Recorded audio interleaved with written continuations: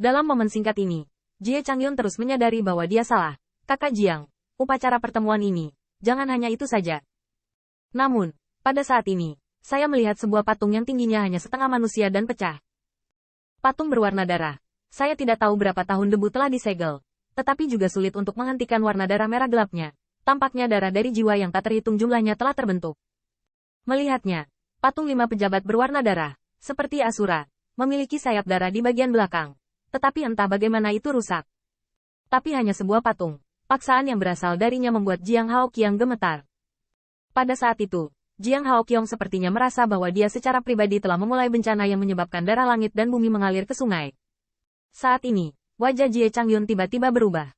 Saya masih tidak bisa melihat di mana yang disebut upacara pertemuan ini sebenarnya adalah sebuah lubang besar.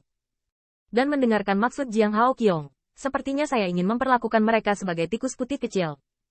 Pada saat yang sama ketika hati Jie Changyun bergetar, hatinya menjerit. Tetapi sekarang dia tahu dengan jelas bahwa karena Jiang Haoqiang membiarkan dirinya mengetahui tabu ini, tidak mungkin dia pergi dengan mudah. Pada saat ini, energi antara langit dan bumi sepertinya ditelan secara paksa, membuat mata tumpul asli patung itu mengeluarkan darah samar. Meski samar, bukan jejak bertahun-tahun yang tak terhitung jumlahnya yang bisa menyembunyikan represi, bahkan membuat beberapa orang di dunia merasa tercekik. Mata berdarah perlahan menatap Jie Fan.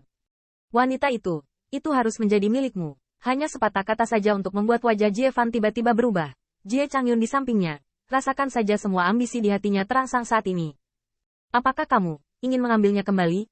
Pada saat ini, saya melihat Jie Fan mengepalkan kedua tangannya, dan matanya berangsur-angsur tertutup oleh cahaya darah. Sepertinya mania, dengan sedikit minuman di giginya.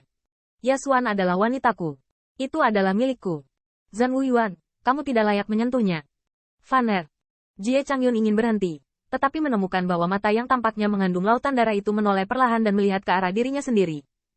Kamu tidak ingin mengambil kembali semua milikmu? Begitu kata ini keluar, Jie Changyun tiba-tiba tersedak, dan sepertinya merasakan 5 petir. Di lubuk hatinya, ada suara gemuruh yang tak terhitung jumlahnya, membuat matanya berangsur-angsur merah. Segala sesuatu yang menjadi miliknya, hegemon dari kerajaan klan adalah miliknya. Aku adalah kaisar klan. Aku adalah penguasa langit dan bumi itu. Pada akhirnya, Yingtu tidak bisa lepas dari kebingungan patung merah itu. Bahkan di hadapan suara kuno itu, sebagian besar lampu pompa sebelumnya diharapkan. Segera, Jiang Haoqiang melihat bahwa alis dari 3 orang di Jie Changyun retak, jalur pilar darah, langsung menuju patung berdarah. Saat esensi darah dari 3 orang dicuci dan ditanamkan, penampilan asli patung berwarna darah itu akhirnya berkelebat dengan warna darah, dan 2 sayap darah di belakangnya perlahan-lahan terlahir kembali dalam gerakan peristaltik. Ya.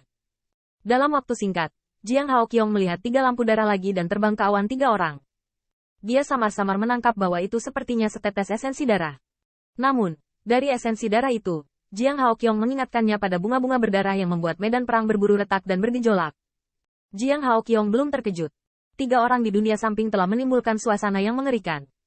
Awalnya, dengan kekuatan Jiang Haoqiang, 1 orang dapat dengan percaya diri bertarung melawan 3 orang di dunia. Tetapi cahaya darah merah bercampur dalam gelombang udara membuat yang pertama kembali lagi dan lagi.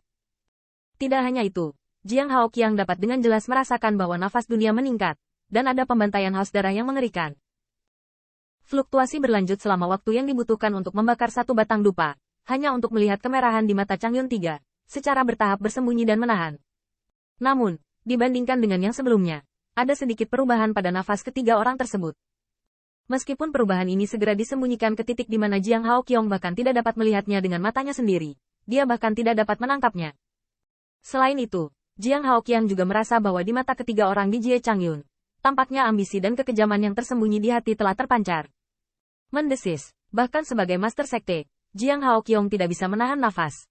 Pada saat ini, peningkatan kekuatan 3 orang di dunia Changyun membuatnya ngeri. Tepat pada saat ini, saya melihat patung berdarah itu berdiri di udara, berputar perlahan, sayap darah menggeliat di belakang, dan suara keras kuno itu lebih kuat. Sekarang, apakah kamu percaya bahwa dewa memiliki kemampuan untuk memuaskan ambisimu? Napas Jiang Haoqiang pendek, dan suaranya bergetar. Berapa harganya? Di wajah patung merah tua itu, tampak ada senyuman penghinaan dan kebingungan, mengakui kesetiaan pada dewa. Tapi untukmu, itu mungkin bukan harga, tapi kemuliaan suprim. Sosok Jiang Haoqiang gemetar, tetapi sejak dia membuka segel, dia mengharapkan adegan ini. Segera, saya melihat Jiang Haoqiang bersujud dengan kagum, dan berlutut dalam-dalam. Pria kecil, mau bekerja untuk orang dewasa. Sangat bagus. Apa yang harus dilakukan? Tidak perlu mengajarimu. Setelah beberapa saat, Sekte Abadi Shen Xiao berada di atas langit. Melihat untaian jangkrik putih yang terjerat di dalam sekte untuk mengubur Li Muchen, kemerahan di mata Jiang Hao berangsur-angsur menghilang, digantikan oleh senyum dingin dan parah. Saudara muda Li, perhatikan baik-baik, saudara senior. Saya akan menggunakan bajingan kecil dan orang-orang tingkat pertama hari itu untuk mengorbankan Anda dalam semangat surga. Segera, Jiang Hao Qiong di dalam tubuh menggemakan suara serak. Setelah dewa memulihkan kekuatan, dia akan bertemu dengan rumput dinding itu. Sementara itu, Sekte Abadi Yuan Surgawi. Lansia, ini saudara laki-laki junior, Ye Liang Chen. Ye. Momen yang bagus dan pemandangan yang indah. Liang Chen, ini senior officer senior. Alchemy Dao orang nomor 1 dari domain bintang 2. Saya dapat kembali kali ini, berkat bantuan senior officer senior. Ini adalah senior Gongsun, master sekte dari sekte pertama domain bintang 2.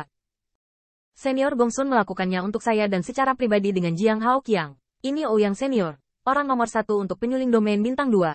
Ini adalah senior Yan Tai dan Yan. Di aula besar, Ye Liang Chen benar-benar agresif. Dia hanya ingin bertanya, siapa dia, di mana dia, dan mengapa dia bertemu orang-orang besar ini. Ye Liang Chen penuh kebingungan, meski sebelumnya dia menduga bahwa bos pasti bisa dibantu oleh seorang ahli ketika dia kembali. Namun, dia tidak mengharapkan begitu banyak pembangkit tenaga listrik sehingga dia dapat membantu bos. Dan setiap orang, begitu kuat dan kuat. Siapapun di aula besar ini, menginjak kaki mereka dengan santai. Karena takut akan membuat Huan Yu gemetar karena 3 getaran. Rao adalah Ye Liang Chen, pria yang cerdas.